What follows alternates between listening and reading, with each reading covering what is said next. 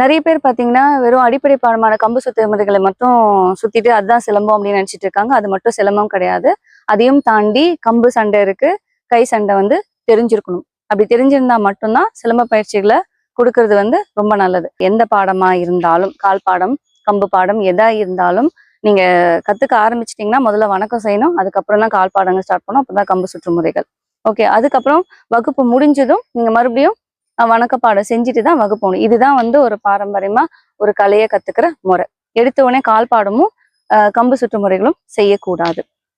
ஒரு சொல்லித்தர குருவுக்கும் கலைக்கும் மரியாதை கொடுக்கும் வகையில நம்ம முதல்ல வணக்கம் பாடம் தான் செய்யணும். அது கம்புல நீங்க ஒரு லெவல் அடுத்தடுத்த லெவல் நீங்க போகும்போது வணக்க பாடங்கள் மாறும். நிறைய வணக்க பாடங்கள் இருக்கு. இது வெறும் பேசிக்கானது தான். சின்ன பிள்ளைங்களுக்கு எப்படி சொல்லுவோம், அவங்க முதல்ல எப்படி ஆரம்பிக்கிறப்ப எப்படி செய்வோமோ அந்த வணக்க பாடம் தான் இப்ப செய்யறீங்க. அதனால அடுத்தடுத்த லெவல் போறப்ப உங்களுக்கு கம்பு வணக்கம் இல்ல ஒரு பாடத்தோட லெவல் நீங்க போறப்பையும் வணக்கம் மாறும். சரிங்களா? அப்ப நான் உங்களுக்கு அதை சொல்லித்தரேன். ஓகே, முதல்ல வணக்க பாடம் செய்ய போறோம். அது ஒண்ணா பொறுமையா செஞ்சு காட்டுறோம். நீங்க அதை பார்த்து கத்துக்கோங்க. இன்னைக்கு பாதி பாடம், அடுத்த நாளைக்கு பாதி பாடம் சொல்லித்தரேன். இடது கையை தூக்குவோம், நடுவுல வைக்கணும். அதுக்கப்புறம் வலது கையால இடது கையை தட்டுறப்ப வலது கால் பின்பக்கம் போகணும். அவங்க எப்படி நிலையில நிக்கிறாங்கன்னு பாருங்க. இந்த பின்னாடி பாதம் இப்படி திரும்பி இருக்கணும். லைட்டா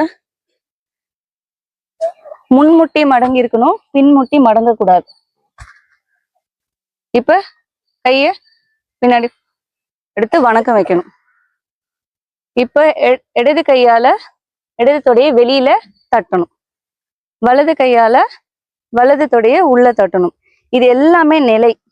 காலம் அடிச்சு இது எல்லாமே நிலை. இதுக்கு எல்லாமே அர்த்தம் இருக்கு. சரிங்களா? இப்போ ஒன்னொன்னா செய்யறப்ப அர்த்தம் ஒரு கிளாஸ்ல நான் உங்களுக்கு சொல்றேன்.